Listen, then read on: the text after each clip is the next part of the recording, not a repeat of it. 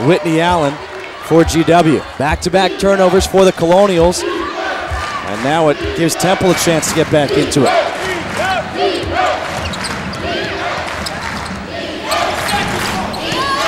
Near steal by Lawrence. And now it's Beck's turn. Here comes Lawrence. She has Allen up above, but plays it smart. Doesn't want to force the issue. Lawrence thought about the three, puts it on the floor. The baseline jumper, and Sarah Jo Lawrence is just on fire. Now with 15 points. 7 for 12 from the field already here in the first half. That's such a pretty pull-up jumper, and there you see she has great close-range ability as she penetrates, but the last 2 times down the court, we've seen a nice, what we refer to as sort of a mid-range jumper, 9 to 10, 11 feet at times, and she's confident from that spot. A 6-point lead for GW. 11.7 seconds on the game clock, 10 seconds on the shot clock. So that's easy math, 1.7-second differential. Here's that big zone that we talk about by George Washington. They've got Kimberly Beck up top, Sarah Jo Lawrence, who's going to come out. It's almost like a 1-1-3, but then Sarah Jo and Kimberly Beck will play cat and mouse side to side. Maddox, the pull-up from 17. And a steal by Morris will not get the shot off before the half ends. Rhode Island by 26, 46 to 20 at the half. We are underway here in the second half of play. GW with the ball, leading by 4. Beck did not have a point in the first half. And a turnover for GW to start the second half. We talk about how important the first half was by Sarah Jo Lawrence. Kenan Cole, Whitney Allen, Kimberly Beck on the season combined to average over 29 points. They also combined to average 14 rebounds. In the first half, no points, 2 rebounds. And just to point out some adjustments for George Washington, we saw them play a little player-to-player early, then they went to 2-3, now they're back in player-to-player. And Temple's able to be a little more patient in that half-court offense and get a much-needed score here. I think the first 4 to 5 minutes of this second half is so critical, not just for Temple, but for George Washington as well.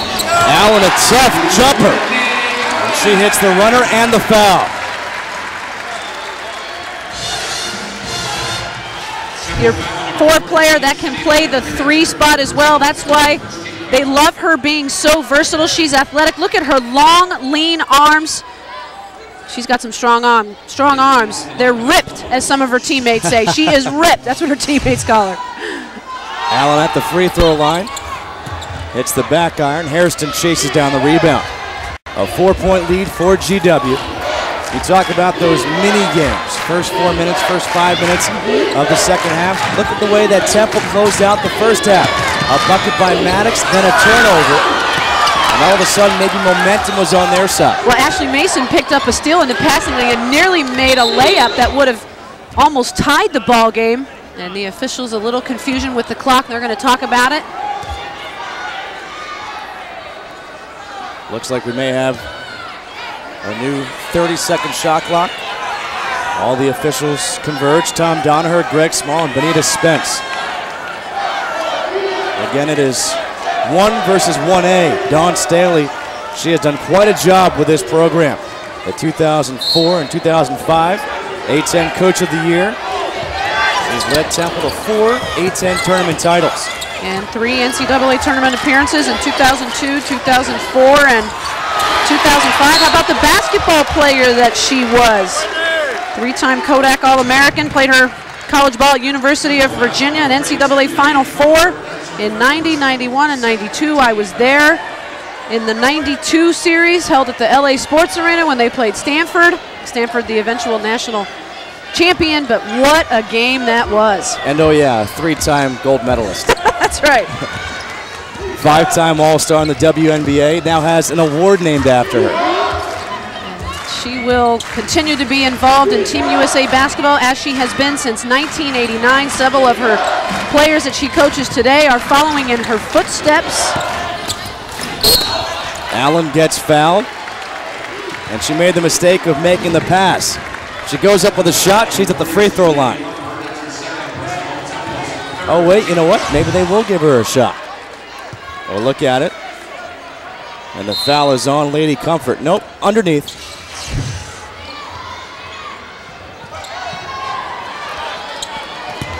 Allen gets it back from Adair. A good effort. These fans like the delivery, but not the result. Little flare. I like the flare. No, it's good. You got to give these fans some sort of a reward for coming out in the snowy weather. Yeah, and I'll tell you what, both of these teams have athletes on their teams that are capable of connecting on the flare, and Whitney Allen is certainly one of those. Kamisha Hairston, another player that we saw a lot of flare from. And how about a little flare from Kimberly Beck? Kimberly Beck not giving it up and hits her first basket of the game to give GW their largest lead, a 7-point lead, 31-24. We didn't see much three-point shooting from Kimberly Beck or George Washington, but this is a three-point shooting team in George Washington that ranks second in the A-10, ninth in the nation, shooting 38%. Nice look down low, the finish by Landry, and she'll go to the free throw line to try for a three-point play. Kimberly Beck has made one half of the team's three-pointers, and here's another player that can shoot a three-pointer, but she chooses to penetrate and pitch. Take a look back at that three-point shot. There's Hairston with the shot in her face, but that doesn't seem to faze Kimberly Beck. The foul was on Kenan Cole, her first. Landry at the free throw line. And while it wasn't as flashy, it still results in a three-point play, and that negates the three-pointer by Beck. That's what the coaches care about. At this point in time in the season, in this type of matchup, both teams in the A-10 13-0, they want consistency and not too much flair. Maddox pokes it away up to Hairston. A tough pull-up jumper, long. Loose ball ripped down by Adair. She is an intimidating presence on the floor.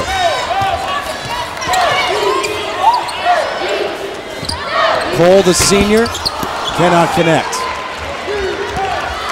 Got a chance to ask Joe McEwen about recruiting Jessica Adair. I said, was Jessica and Jasmine a combination? Was it if you get one, you get two? And he said, oh yeah. And he said, that's not a bad combination again. Absolutely not. That's a great point. And Jasmine being a strong bench player, but you can imagine when Adair needs to come out of the game, he looks down the bench and he goes, gosh, you look just like her. Why don't you go ahead and go in and fill in? A two-point game after the bucket by Landry. A timeout called by McEwen. 31-29 here in the... Does so well. And Shanita Landry on the receiving end of that. Edie, by the way, at River Hill High School, she's just a freshman, graduating in the program's all-time leader in points, steals, and assists. And you can see why she's a great assist playmaker. Whitney Allen realized, hey, there's nobody on me. I'll step in, hit a 15-footer. Back up to a 4-point lead. The full court press again applied by GW. Broken easily by Edie. A bad pass down low, but we're going to have a holding call against Jessica Adair, and that is her third foul. And Tom McEwen, hands on his head, cannot believe it. Obviously, hindsight is 20/20, but I thought for sure she was out of the game coming back after that last timeout. Kamisha Hairston makes the bucket, and we've got a one-point game. Were you surprised to see her in the game with 15:30 to go? No, actually, 3 fouls? Well, not at this point in time. Look at, these are two teams that are battling here for the A-10 regular season championship. They've got to have Adair in the game for the size and the presence and everything that she brings on their stat line.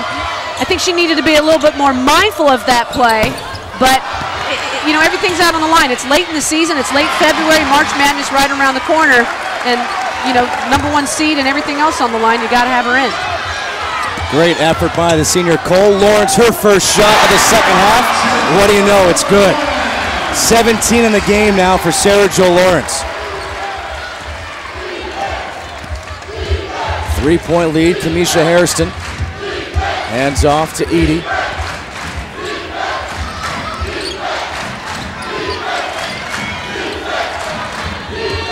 Hairston, a 17-foot jumper, long. Loose ball, we're going to have a foul. Comfort went down. She may have gone down, but I'll tell you what she did prior to that. As soon as Hairston released that shot, she got herself in great position, doing a good job of lifting off the ground and coming up with that offensive rebound, which gives Temple the chance to stick right in this ballgame. This is what good teams do. They stick around. And Kenan Cole will pick up her second foul in about 3 seconds.